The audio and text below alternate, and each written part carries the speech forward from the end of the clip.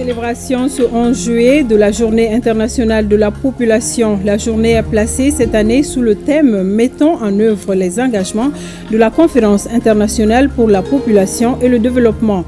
Au Mali, le ministre en charge de la population et son partenaire UNFPA font le bilan des avancées mais aussi des perspectives. L'Institut du Sahel, les systèmes nationaux de recherche agricole et le SILS renouent leurs relations traditionnelles de concertation, cela dans la dynamique d'une vision commune régionale de recherche stratégique et prospective. Les travaux sont présidés par le ministre de l'Agriculture. Et nous serons à Kita où le PDG de la CMDT, Dr Nango Dambélé, vient de boucler sa tournée dans l'ensemble des 4 filiales de la société. Dans la filiale ouest, la campagne a connu un démarrage difficile, mais aujourd'hui, la pluie est effective et l'argent dû aux producteurs de coton a été entièrement payé. Merci de nous rester fidèles sur ORTM1. Bonsoir, bienvenue. Le Conseil des ministres s'est réuni en session ordinaire à Koulouba sous la présidence du chef de l'État, colonel Assimi Goïta. Après examen des points inscrits à l'ordre du jour, le Conseil a examiné des projets de texte et entendu des communications. Et avec moi, Ibrahima Djombélé. Bonsoir. Bonsoir Mariam, avec plaisir. Plaisir partagé. Vous allez donc nous dévoiler le communiqué du Conseil des ministres de ce mercredi. Tout à fait. Mesdames et messieurs, bonsoir. Et comme d'habitude, nous commençons par le chapitre des mesures législatives et réglementaires. Sur le rapport du Premier ministre, le Conseil des ministres a adopté un projet de décret portant création des services régionaux et subrégionaux des archives du Mali. La Direction nationale des archives a été créée par l'ordonnance numéro 02041 PRM du 28 mars 2002 avec pour mission la collecte, le classement, la conservation, la restauration, la communication et la valorisation des archives selon les dispositions du décret numéro 2018-0467 PRM du 28 mai 2018 qui fixe son organisation et les modalités de son fonctionnement. Elle est représentée au niveau régional et sub-régional par des services régionaux et locaux des archives. Le projet de décret adopté crée les directions régionales et les services sub-régionaux des archives du Mali avec pour mission l'élaboration des programmes et projets de mise en œuvre de la politique nationale en matière d'archives au niveau régional et local. Sur le rapport du ministre d'État, ministre de l'administration territoriale et de la décentralisation, le Conseil des ministres a adopté un projet de décret portant levée de la suspension des activités des partis politiques et des activités à caractère politique des associations. Par le décret numéro 2024-0230 PTRM du 10 avril 2024, le gouvernement avait suspendu les activités des partis politiques et les activités à caractère politique des associations. La mesure de suspension a été motivée par le besoin de sauvegarde de l'ordre public au regard des multiples défis auxquels le pays faisait face, tant sur le plan sécuritaire que sur le plan du climat politique et social, en vue de l'organisation sereine du dialogue intermalien pour la paix et la réconciliation nationale sur toutes les étendues du territoire national. Par cette mesure dissuasive, le gouvernement a pu contenir toutes les menaces de troubles à l'ordre public qui planaient sur cet événement majeur pour la vie de la nation. Le dialogue intermalien pour la paix et la réconciliation nationale s'est déroulé dans les meilleures conditions dans tout le pays du 13 avril au 10 mai 2024. En cette phase de mise en œuvre des recommandations du dialogue dans un climat de maîtrise de la situation sécuritaire, politique et sociale, le gouvernement décide de lever la mesure de suspension qui frappait les partis politiques et les activités à caractère politique des associations. Sur le rapport du ministre de l'économie et des finances, le Conseil des ministres a adopté un projet de décret fixant les principes de la digitalisation des moyens de paiement dans les services publics. Le Mali, à l'instar d'autres pays, a eu au cours de la dernière décennie fait face à d'importantes mutations technologiques qui ont accéléré les besoins de digitalisation. Ces transformations sont nécessaires pour s'adapter à un écosystème de plus en plus complexe, innovant et basé sur les solutions numériques. Malgré la disponibilité des dites solutions, un grand nombre d'opérations de paiement de l'État, des établissements publics nationaux, des collectivités territoriales et de leurs établissements publics continuent de s'effectuer en espèces et par chèque. Cette gestion manuelle des procédures administratives et de paiement induit des lenteurs, des risques d'erreur dans les traitements de corruption et de déperdition des deniers publics, entraînant des préjudices pour les organismes publics et les usagers des services publics. Face à ces enjeux et dans le cadre de la modernisation de la gestion des finances publiques, la digitalisation des moyens de paiement est nécessaire pour la sécurisation des ressources de l'État et des autres organismes publics, la réduction de l'informel et le renforcement de l'inclusion financière. En plus de contribuer à la promotion de la bancarisation, à l'utilisation accrue des nouveaux instruments et procédés de paiement, à l'inclusion financière et à la lutte contre le blanchiment des capitaux et le financement du terrorisme, le projet de décret adopté vise à compléter le cadre législatif et réglementaire existant. Sur le rapport du ministre des Mines, le Conseil des ministres a adopté un projet de décret portant premier renouvellement du permis de recherche de lithium attribué à la société Moketi Mining SARL. Un permis de recherche de lithium a été attribué à la société Moketi Mining SARL sur le périmètre de Bougoula, dans la région de Bougouni, sur une superficie de 214 km². Les travaux entrepris par la société ont permis de mettre en évidence des zones prometteuses nécessitant leur poursuite et l'extension de la durée du permis de recherche. Le projet de décret adopté renouvelle le permis de recherche de la société Moketi Mining SARL pour une durée de 3 ans. Au chapitre de mesures individuelles, le Conseil des ministres a procédé à des nominations. La liste nominative des intéressés disponible sur le site web du secrétariat général du gouvernement, le www.scgg-mali.ml, et dans le journal Essor. Au chapitre des communications, le ministre d'État, ministre de l'administration territoriale et de la décentralisation a informé le Conseil des ministres de l'élaboration du plan d'action de mise en œuvre des recommandations du dialogue intermalien pour la paix et la réconciliation nationale. En recevant le rapport du dialogue intermalien pour la paix et la réconciliation nationale le 13 mai 2024, le président de la transition, chef de l'État, a exprimé sa satisfaction quant à la réussite du dialogue. Il a salué l'engagement des Maliens qui ont participé activement au processus, reflétant leur désir profond de voir leur nation avancer vers la paix et la stabilité.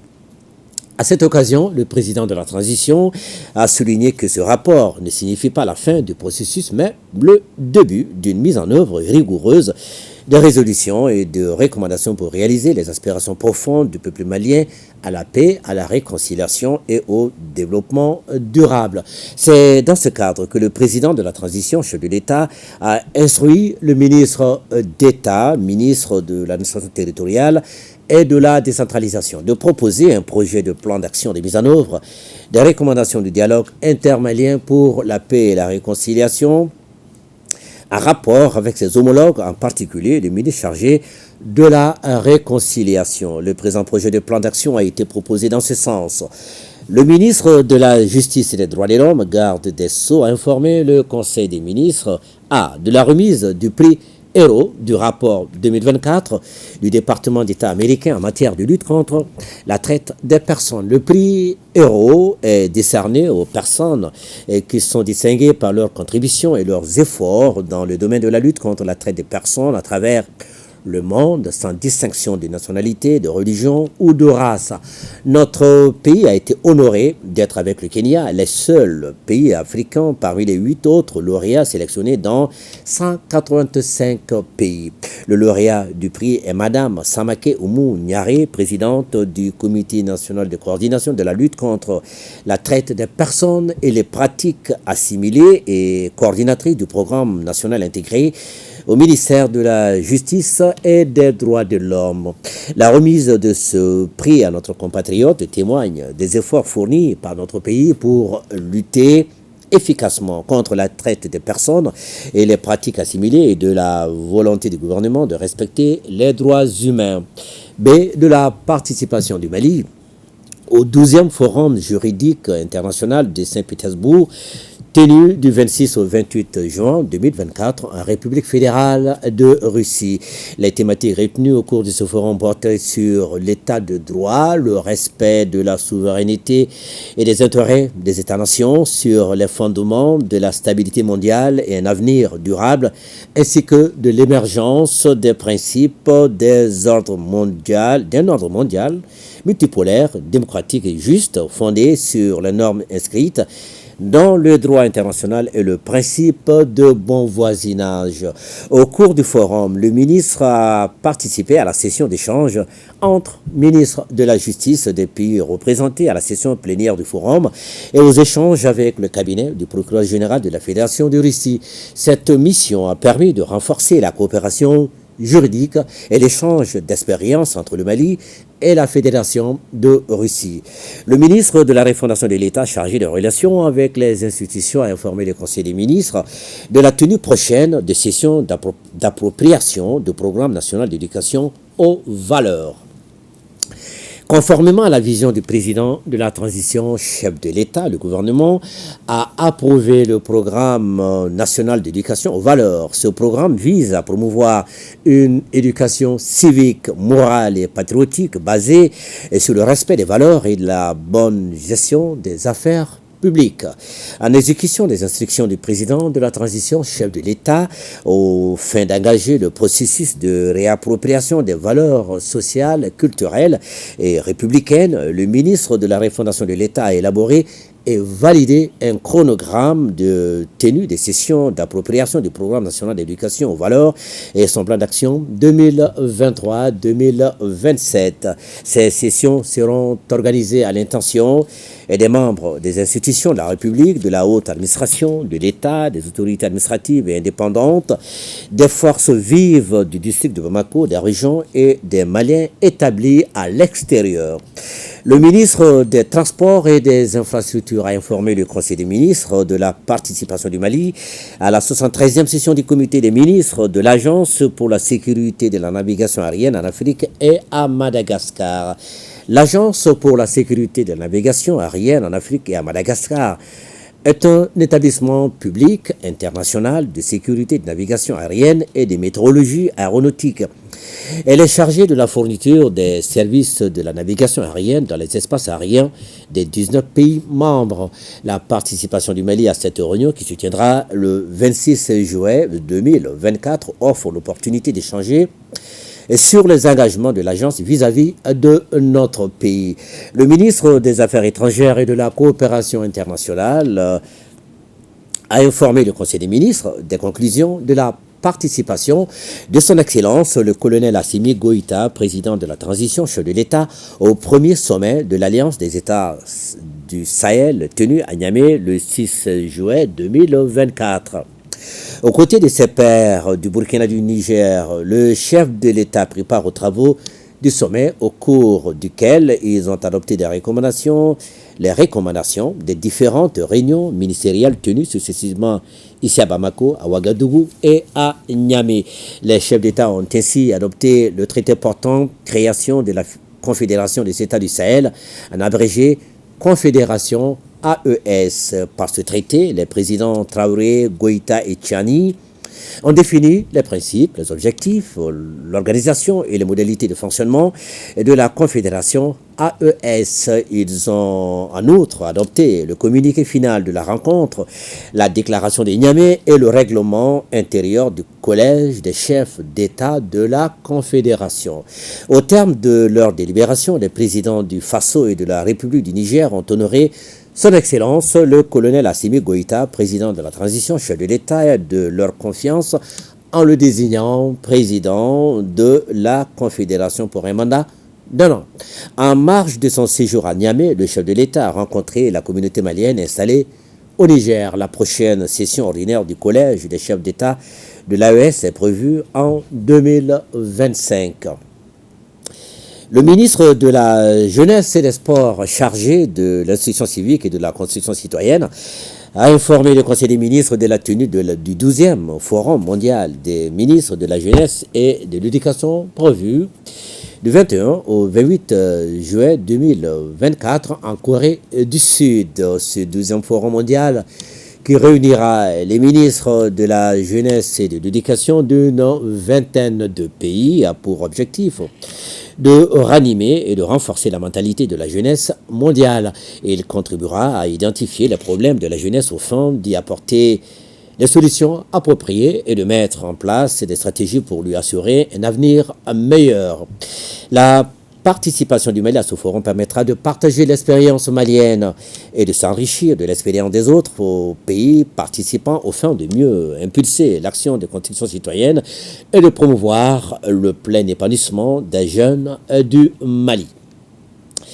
Le ministre de l'Urbanisme, de l'Habitat, des Domaines, de l'Aménagement du Territoire et de la Population a informé le Conseil des ministres de la participation du Mali à la réunion des ministres chargés de l'aménagement du territoire et de la gestion des frontières de la Guinée, du Mali, de la Mauritanie et du Sénégal, tenue le jeudi 4 juillet 2024 à Dakar au Sénégal pour l'approbation du schéma d'aménagement transfrontalier intégré du bassin du fleuve Sénégal.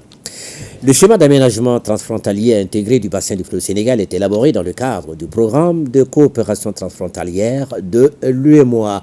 Ce schéma a pour objectif de mobiliser les acteurs locaux pour la valorisation des ressources territoriales devant renforcer l'intégration et le développement régional. Il a été validé lors de la réunion des ministres chargés de l'aménagement du territoire et de la gestion des frontières de l'espace du bassin du fleuve Sénégal.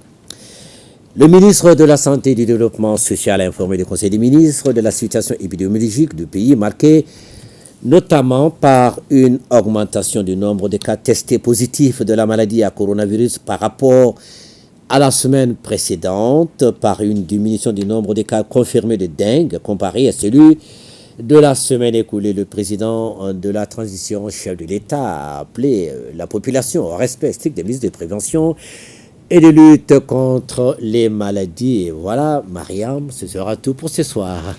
Merci beaucoup, Ibrahima Djambélé. Bonne suite à vous. Merci. Et après Koulouba, direction la primature, le Premier ministre a reçu hier une délégation de la société Orange et le groupe Parlement panafricain. Si la délégation Orange était venue recueillir les orientations et conseils du chef du gouvernement sur des projets innovants, le groupe Parlement panafricain était lui venu apporter son soutien aux autorités de la transition. Le résumé avec Mamari Koné et Aliou Touré. C'est une délégation du groupe Parlement panafricain qui est reçue par le Premier ministre Dr Choguel Kokala Maïga.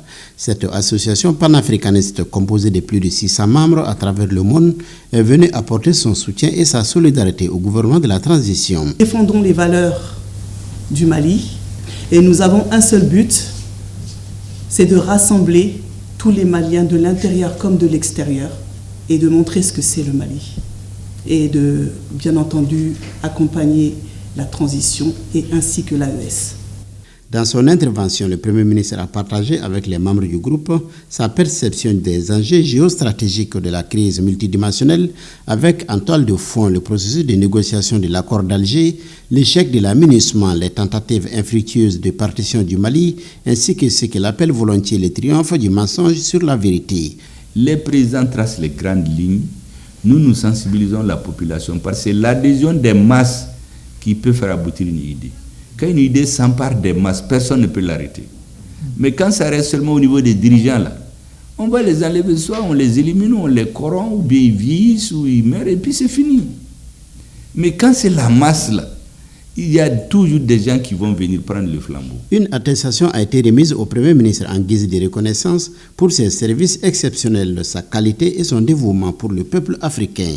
Quelques instants après, le docteur Choguel Kokala Maïga a reçu une délégation de la société Orange. Elle est venue recueillir les orientations et conseils éclairés du chef du gouvernement sur des projets majeurs. C'était d'abord une visite de courtoisie qui a été également l'occasion de rendre compte à Monsieur le Premier ministre des activités d'Orange Mali en termes de déploiement de nos réseaux et services, mais aussi d'actions citoyennes que nous avons pour accompagner l'État malien dans sa mission de développement. et surtout aussi l'occasion de recueillir ces orientations pour que nous puissions prendre en compte ces orientations de l'État du Mali dans nos futurs plans d'investissement. Dans la cité des Balanzans, les membres de la Commission défense nationale de la sécurité et de la protection civile du CNT à la rencontre des FAMA de la zone de défense de Ségou. Objectif, s'enquérir des conditions de travail des FAMA et leur apporter les messages des autorités dans leur mission de sécurisation des personnes et de leurs biens. Fousséni Samaki. Cette visite des membres de la Commission défense nationale de la sécurité et de la protection civile du CNT se veut un cadre d'échange sur les conditions de travail des militaires, la situation sécuritaire et la mise en œuvre de la loi d'orientation et de programmation militaire LOPM. La situation particulière dans laquelle nous vivons nous oblige à nous rendre sur le terrain pour constater des visus, les conditions réelles dans lesquelles les unités travaillent. J'étais très heureux aujourd'hui de constater qu'au niveau de Balankoro, l'école des sous-officiers, qui comprend plus de 1000 élèves, ces éléments sont très très bien encadrés. Nous sommes venus au PC de Ségou, on a trouvé des hommes disposés, prêts à exécuter tout ce que le commandement leur demande comme engagement. À l'école des sous-officiers de Balankoro, comme au poste de commandement interarmé théâtre secteur 5 de l'opération Maliko, cette visite a permis de toucher du doigt les difficultés rencontrées et aussi réconforter les hommes sur le terrain. Cette visite aujourd'hui, ça nous a réconforté davantage dans notre mission régalienne de tous les jours. Les recommandations faites, vraiment nous en prenons acte et nous sommes prêts vraiment à aller au bout. La délégation a rendu une visite aux autorités régionales de Ségou. Là, il a été également question de la situation sécuritaire et de la création de la Confédération de l'Alliance des États du Sahel, AES. Direction Kita, où le PDG de la CMDT, Dr Nango Dambélé, vient de boucler sa tournée dans l'ensemble des 4 filiales de la société. Dans la filiale ouest, la campagne a connu un démarrage difficile, mais aujourd'hui, la pluie est effective et l'argent dû aux producteurs de coton a été entièrement payé. Le récit de nos envoyés spéciaux Soumaïla Berté et Sidi Modibo Dambélé. La physionomie de la campagne 2024 au niveau de la filiale ouest de la CMDT s'est beaucoup améliorée au cours des 10 premiers jours de ce mois de juillet suite à une reprise de la pluviométrie. Cependant, les activités ont connu ici un démarrage difficile comme observé dans toutes les filiales de la CMDT. Famara Keita de Bereniba, secteur de Boudofo, et Yabadjara de Bondje, secteur de Sebekoro, ont emblavé plusieurs hectares de coton dont ceux visités présentent un état végétatif satisfaisant. J'ai aménagé 20 hectares de coton, 6 hectares de maïs, 6 autres de sorgho, 2 hectares de mil et 2 d'arachide. Mes difficultés sont le manque d'équipement et d'aliments bétail. Dans notre contrée ici, les gens veulent cultiver, mais ne parviennent pas à entretenir les animaux de trait à cause du manque d'aliments bétail. Il faut reconnaître que cette année, nous avons eu un démarrage assez difficile. Quand on essaie de comparer la pluviométrie enregistrée au mois de juin, vraiment par rapport aux 2 dernières années, vraiment c'est très faible. Mais les pluies se sont réellement installées à partir du 17, la deuxième décade, autour du 20. Un engrais complexe coton, la mise en place au niveau des producteurs. Là aussi, les résultats sont très satisfaisants. En complexe coton, en 97.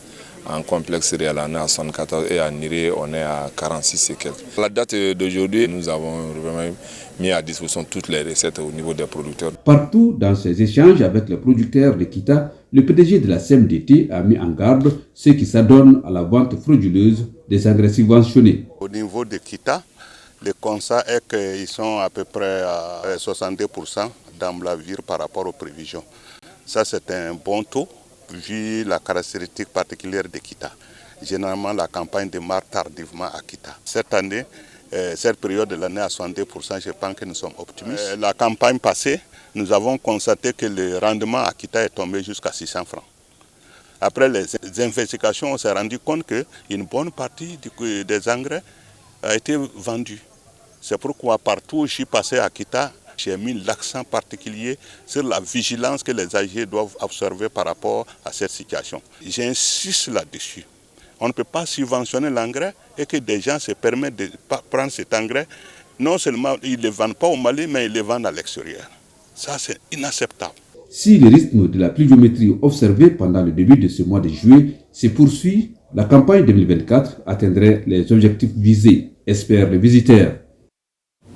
Le Mali célèbre demain en juillet la Journée internationale de la population. Cette année, elle est placée sous le thème « Mettons en œuvre les engagements de la Conférence internationale pour la population et le développement plus 30 pour soutenir un développement durable ». Pour l'occasion, le ministre en charge de la population et son partenaire UNFPA font le bilan des avancées et des perspectives afin d'améliorer le niveau et la qualité de vie des populations.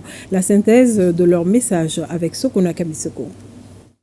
Selon l'enquête démographique et de santé 2022, la population du Mali est estimée à plus de 22 millions d'habitants. Dans cette enquête, il apparaît que l'âge moyen de la population est de 21,4 ans. Le taux annuel de croissance est estimé à 3,3%, ce qui exige des décideurs des mesures pour la prise en charge de cet important potentiel en matière de santé, d'éducation, d'emploi et de création de richesses. La Journée internationale de la population, célébrée ce 11 juillet, est donc l'occasion de réfléchir à cette problématique et de faire le bilan des avancées. En 2014, les chefs d'État africains ont pris 88 engagements à travers la déclaration d'Addis Abeba. Dans la mise en œuvre de ces engagements, le Mali a adopté sa politique nationale de population actualisée pour soutenir les efforts de développement, la couverture des besoins alimentaires et nutritionnels, la promotion de la femme, de l'enfant et de la famille. Un bilan certes positif, mais il est loin d'occulter certains défis, parmi lesquels l'amélioration du niveau et la qualité de vie des populations. Les plus importants sont par exemple la faiblesse dans la disponibilité régulière statistique fiable et désagrégée, le besoin de renforcement des capacités techniques et matérielles des acteurs du système statistique, la nécessité de renforcer et systématiser le financement domestique des activités statistiques. Pour apporter des réponses idoines à ces préoccupations, le gouvernement du Mali a pris des initiatives novatrices. Le Mali s'est engagé à organiser des opérations de collecte et d'analyse des données statistiques. Parmi ces grandes opérations statistiques, on peut citer le recensement général de la population et de l'habitat en 2022, le lancement du recensement général agricole en avril 2024, l'enquête modulaire permanente auprès des ménages. Je voudrais réitérer ici la volonté des partenaires au développement amis du Mali à ne ménager aucun effort pour aider le Mali à faire face à ces défis au plus grand bonheur des 22,4 millions de Maliennes et Maliens. La 37e édition de la Journée internationale de la population sera célébrée le 18 juillet prochain à Soloba, dans la commune rurale de Yalankoro-Soloba, cercle de Yanfoulila. L'Institut du Sahel, les systèmes nationaux de recherche agricole et le SILS renouent leurs relations traditionnelles de concertation. C'est dans la dynamique d'une vision commune régionale de recherche stratégique et prospective. La rencontre mobilise à Bamako une trentaine de participants venus des pays membres du SILS. Compte rendu Moussa Papa Aïdara. Après 2 décennies d'interruption, la reprise de la grande réunion de concertation entre le SILS, l'INSA et les directeurs généraux des systèmes nationaux de recherche agricole SNRA des États membres du SILS est effective. Cet espace d'échange a pour but de renforcer la coopération scientifique et technique entre les structures à travers un cadre formel de réseautage. La rencontre aussi de redynamiser la concertation régionale sur la recherche agricole. Cela pour une meilleure synergie d'action afin de relever les défis en matière de recherche agricole et de sécurité alimentaire dans les pays membres du SILS. Si nous, SILS-INSA, n'avons plus les alliés stratégiques comme vous, alors je ne vois pas comment et par quel miracle nous pouvons accomplir convenablement notre noble mission et de rayonner dans la région. C'est avec cette conviction que nous sommes décidés à engager un chantier de refondation afin de répondre plus efficacement aux exigences de coordination, d'harmonisation et de promotion de la recherche agricole dans les États membres du SILS. Nouveaux enjeux et défis de la recherche agricole au Sahel et en Afrique de l'Ouest, quelle vision stratégique et prospective? C'est la thématique retenue pour ces assises. Un thème qui ouvre le débat sur la problématique de la recherche agricole et le rôle important que doit jouer l'Institut d'économie rurale. Au moins 70% de la population tire la subsistance des ressources naturelles à travers l'agriculture, l'élevage, la pêche, l'exploitation des ressources forestières et halieutiques, etc. Rendre l'agriculture plus verte reste l'un des objectifs à atteindre pour le ministère de l'Agriculture. Une dynamique enclenchée à travers cette concertation sur la recherche agricole. Je me réjouis de constater que cette réunion de relance se tienne à un moment où nous avons besoin de plus de synergie et de solidarité pour déclencher un changement de paradigme, pour affronter ensemble les défis émergents dans nos exploitations agricoles. Développer ensemble une diplomatie scientifique sur les enjeux mondiaux, comme le changement climatique. Pendant 3 jours, les participants venus des pays membres du SILS vont dégager des axes stratégiques d'action conjointe de recherche à développer sous forme d'un programme de recherche agricole. Les ministres en charge de l'emploi et de l'artisanat ont procédé hier à la remise de certificats et de kits de matériel électronique à 50 jeunes artisans spécialisés en diagnostic auto. Les apprenants désormais des mécatroniciens complètent la liste de 388 jeunes formés par la société Doneutala Électronique. L'entreprise malienne est spécialisée dans le diagnostic automobile numérique. Seydou Traoré et Boubacar Douka Traoré. Les 50 jeunes récipiendaires, dont 3 femmes, constituent la première promotion en diagnostic automobile numérique du centre dédié aux métiers numériques CEDEX de l'entreprise Doneutala Électronique. Les bénéficiaires se réjouissent des compétences reçues sur le système d'information des véhicules. C'est là après 18 mois de formation. Pendant la formation, ils nous ont appris comment introduire les machines de contrôle dans les véhicules pour détecter les pannes. Les machines numériques nous évitent de prendre trop de temps dans la réparation. La formation va faciliter notre travail.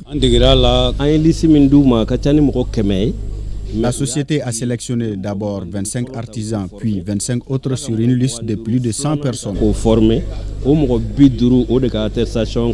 Pour un objectif de 1300 jeunes à former sur les outils technologiques et numériques, 388 ont bénéficié des expertises de Doneutala. La formation de ces 50 premiers apprenants s'inscrit dans notre volonté d'apporter de la numérisation dans tous les secteurs de l'économie nationale. Les nouvelles compétences acquises couvrent les systèmes d'information des véhicules, les systèmes électriques et électroniques embarqués, la reprogrammation et la réparation des calculateurs électroniques. Avec les 50 nouveaux spécialistes en diagnostic auto, l'espoir renaît dans la réparation et la gestion des véhicules électroniques. Les métiers, d'une manière générale, ont besoin de se réinventer pour s'adapter justement à l'évolution de la technique et de la technologie. Et je pense que les mécaniciens du Mali ont toujours éprouvé le besoin justement d'évoluer pour s'adapter, donc pour se mettre au niveau justement du développement technique et technologique. La mécatronique est une filière inscrite au répertoire des chambres de métiers et de l'artisanat du Mali.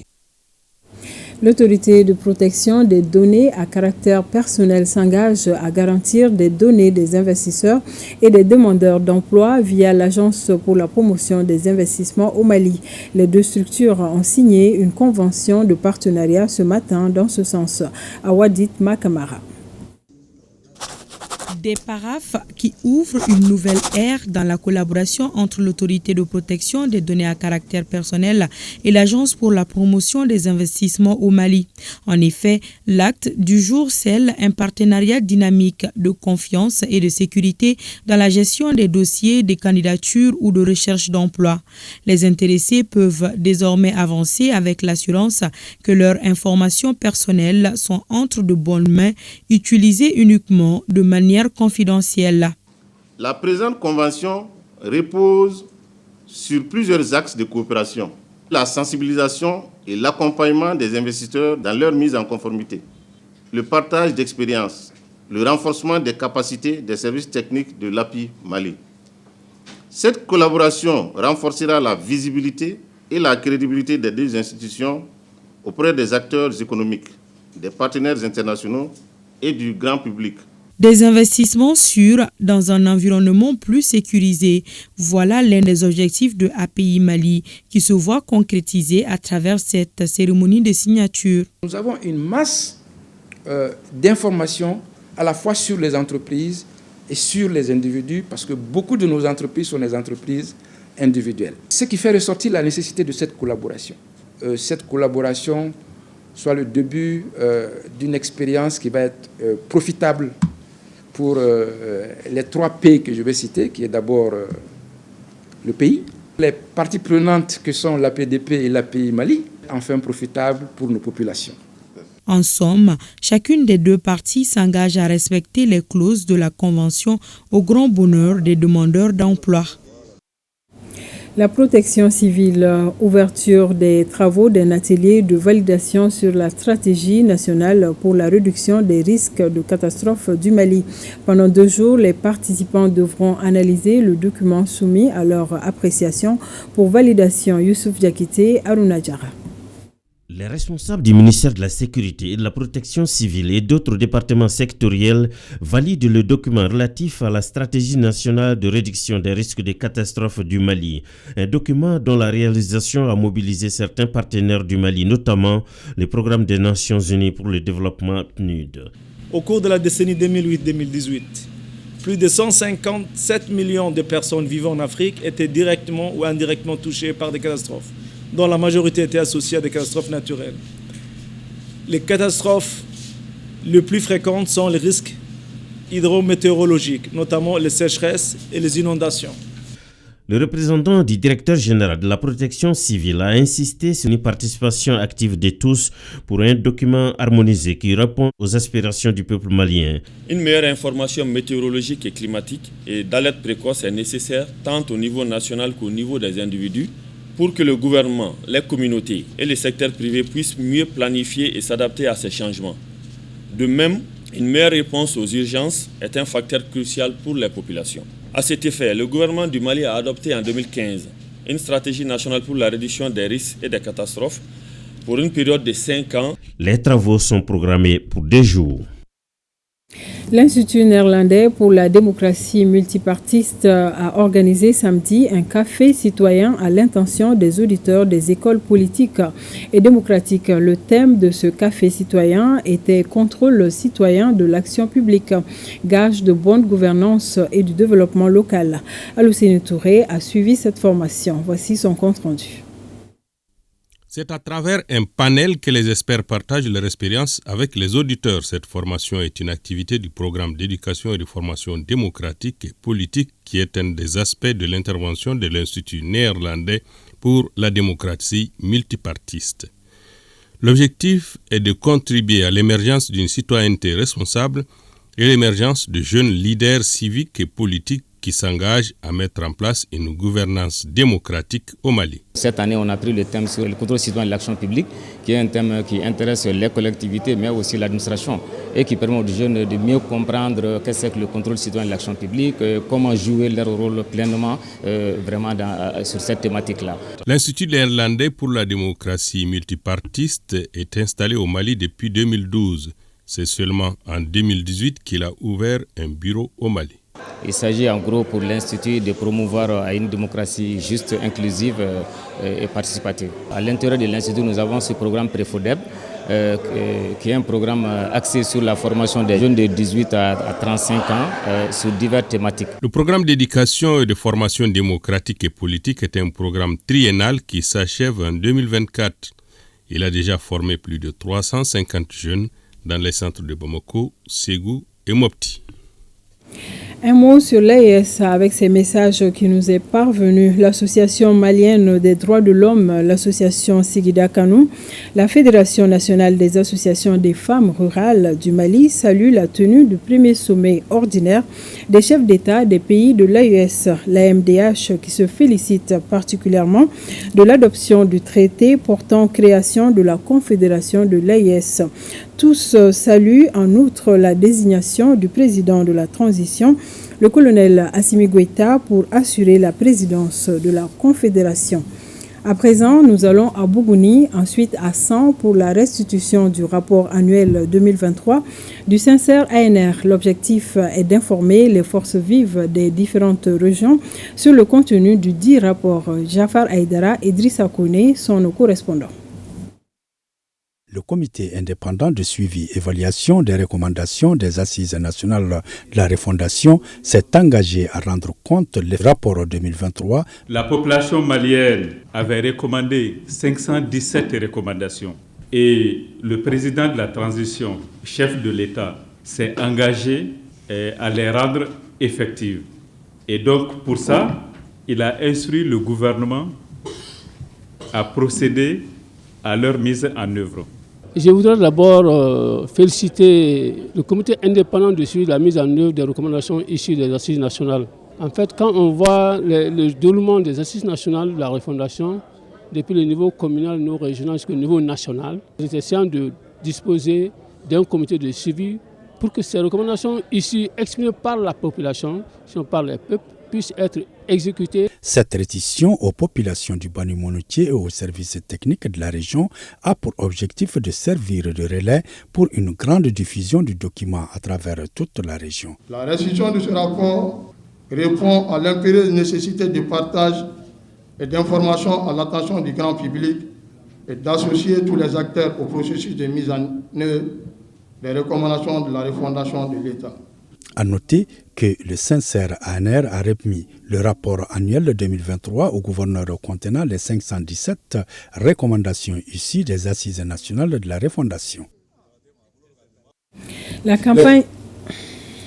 Le comité indépendant de suivi et évaluation des recommandations des Assises nationales de la refondation consiste à faire la restitution du rapport 2023. Nous sommes là aujourd'hui pour restituer à la population ce qui a pu être mis en œuvre, ce qui est en train d'être mis en œuvre, et éventuellement ce qui n'était pas prévu dans l'organisation que le gouvernement avait mis en place, pour qu'ils apprécient s'il y a des efforts évolutifs ou bien s'il y a encore des recommandations qu'ils peuvent formuler ou bien des observations, pour que nous puissions rapporter cela à celui qui nous a mis en mission, le chef de l'État. Le consensus qu'on a mené ensemble à Bamako fait un retour à la population. Vraiment, ça crée une confiance, une large confiance entre la population et le gouvernement. En recevant des copies du rapport, le gouverneur a exhorté chacun à une participation active au débat. Dans la mesure où il y a une équipe qui a été choisie pour la région des Sangs, qui a déjà fait le déplacement pour venir faire cette restitution, je veux que les participants vraiment qui soient actifs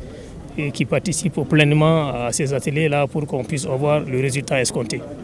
Les participants se sont engagés à restituer à leur base les résultats issus de l'atelier. La campagne digitale e-campagne vient d'être lancée à Bamako. Aujourd'hui, 10% des jeunes meurent avant l'âge de 35 ans au Mali, selon l'EDS, à cause de la non-pratique de la planification familiale.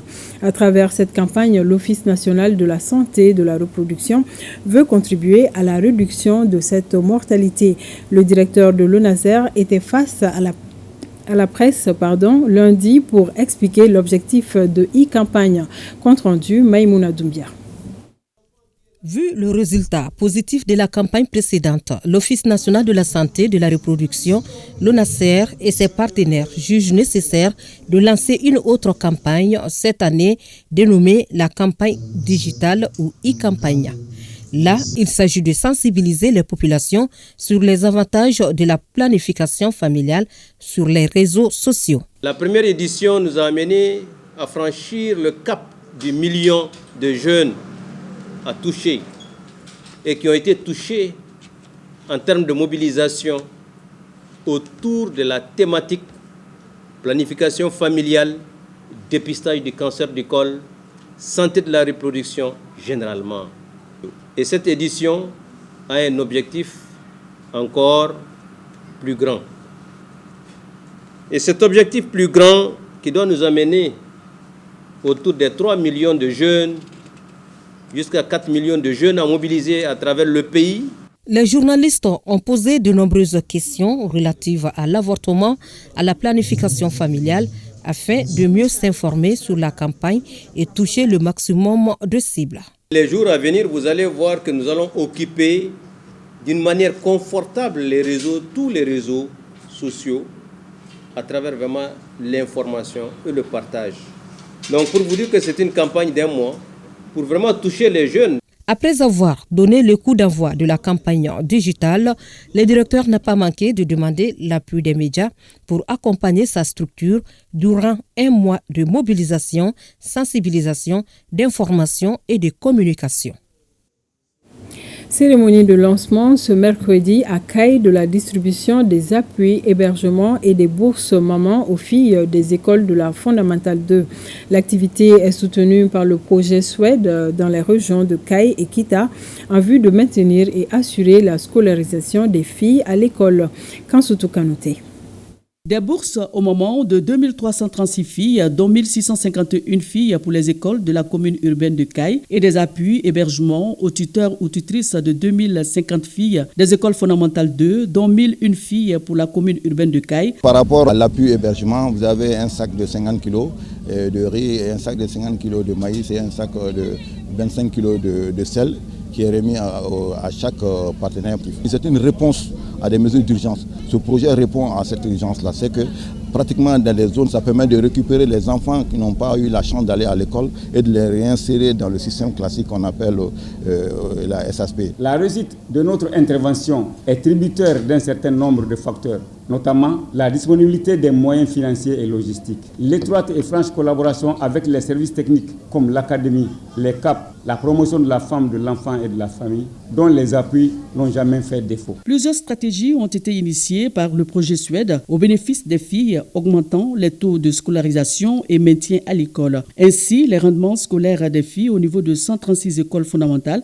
et 37 établissements du secondaire ont été améliorés. C'est l'occasion pour moi d'inviter les bénéficiaires à une utilisation judicieuse des appuis. Pour ma part, je puis vous renouveler l'assurance de l'accompagnement et de la disponibilité des services techniques de l'État, des collectivités territoriales dans la réalisation des projets et programmes de développement. Rappelons que d'autres distributions sont prévues dans la région de Kita.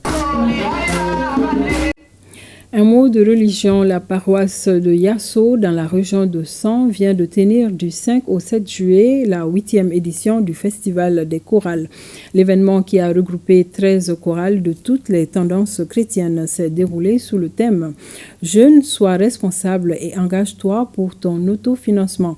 Drissa Kone et Seydou Kamena de retour de Yasso. Tenu chaque année le premier week-end du mois de juillet, le Festival des chorales de Yasso a regroupé cette année des centaines de jeunes venus de 13 paroisses et églises de la région. Cette 8e édition a eu comme particularité la présence de toutes les tendances chrétiennes durant toute la période du festival. J'ai vraiment aimé et en plus, en tant que protestant, je trouve que c'est vraiment une cause qui peut renforcer notre cohésion sociale. C'est très important pour les jeunes, ça nous rassemble, ça nous éduque, ça nous enseigne, ça nous apprend beaucoup de choses. Comment mieux vivre, comment mieux cohabiter avec nos frères et sœurs. C'est cet esprit du vivre ensemble qui est l'objectif visé. La satisfaction est vraiment totale. Nous avons eu des soirées récréatives, des prestations des différentes chorales catholiques et protestantes. Et en même temps, nous avons eu une conférence autour du thème « Jeune, sois responsable et engage-toi pour ton autofinancement ». Ça peut apporter quelque chose à la commune, à la jeunesse même. La sensibilisation qui vient de recevoir est très importante. Beaucoup de jeunes vont changer leur comportement. Au sortir de la messe dominicale qui a mis fin aux activités du festival, participants et organisateurs n'ont pas caché leur joie. Infanticide à Koulikoro dans la nuit du samedi 6 juillet. Une maman a abandonné son nouveau-né dans une fosse septique après son accouchement. Informée, la protection civile a pu extraire l'enfant de la fosse avec professionnalisme et l'a transporté au centre de santé de référence de Koulikoro. Une enquête menée par le commissariat de Koulikoro-Gare a pu mettre la main sur la coupable. Elle a été interpellée et placée sous mandat de dépôt à Bolé. Le gouverneur de la région s'est rendu à la direction régionale de la santé avec une contribution pour la prise en charge de l'enfant. Diemba Moussa Konaté. C'est dans une maison en location à Souban Plateau, non loin de la mosquée Ahmadiyya, qu'une exploitante de sable a abandonné son nouveau-né dans la fosse septique après son accouchement dans la maison dans laquelle elle est en location la nuit du samedi 6 juillet 2024. Je me suis réveillée la nuit pour aller verser la selle de ma petite fille dans la fosse. C'est à partir de là que j'ai attendu le cri d'un bébé dans la fosse. Donc j'ai informé ma voisine qui est la mère de l'enfant. Elle m'a répondu qu'elle n'en sait rien. Le lendemain, j'ai informé ses parents qui à leur tour ont informé les forces de sécurité. Selon les explications du commissaire Diatourou Dambélé, la coupable est une ressortissante de Douanza. Étant mariée, elle a contracté une grossesse dans son village. Pour ne pas s'exposer à sa belle famille, elle a préféré quitter son village pour venir s'installer à Koulikoro comme exploitante de sable. À l'admission, quand même, l'enfant n'avait aucun problème grave, hormis en tout cas cette insalubrité qui se trouve au niveau de son corps. Il y avait des petites lésions au niveau de la tête et au niveau de la jambe droite. Voilà, donc on a fait les premiers soins et c'est une fille, elle a été adressée au niveau de la pédiatrie pour les autres soins. Et à présent, l'enfant est là, son état est satisfaisant. Le gouverneur de la région de Koulikoro s'est rendu à l'hôpital pour exprimer sa compassion et donner des conseils. Il a également remis une enveloppe de 200 000 francs CFA comme contribution pour la prise en charge de l'enfant. Lorsqu'on tombe enceinte, c'est Dieu qui donne l'enfant. Et on ne doit pas ôter la vie à quelqu'un. On ne doit pas chercher à se débarrasser de l'enfant. L'enfant, c'est un don de Dieu. On doit tout faire pour le protéger. Au niveau de la région, nous avons enregistré 7 cas de 2022 à nos jours, avec 4 décès malheureusement, selon les statistiques de la direction régionale de la protection civile, que je salue au passage pour sa promptitude, tout comme le personnel socio-sanitaire de la région de Koulikoro. Pour l'instant, l'enfant est pris en charge par la pédiatrie du centre de santé de référence de Koulikoro avec l'appui de la direction régionale de la santé, le développement social, la direction régionale de la promotion de la femme, de l'enfant et de la famille. Longue vie à ce bébé, et c'est ce qu'on pouvait retenir comme information ce soir. Merci de nous avoir suivis. Bonne fin de soirée en compagnie de nos programmes.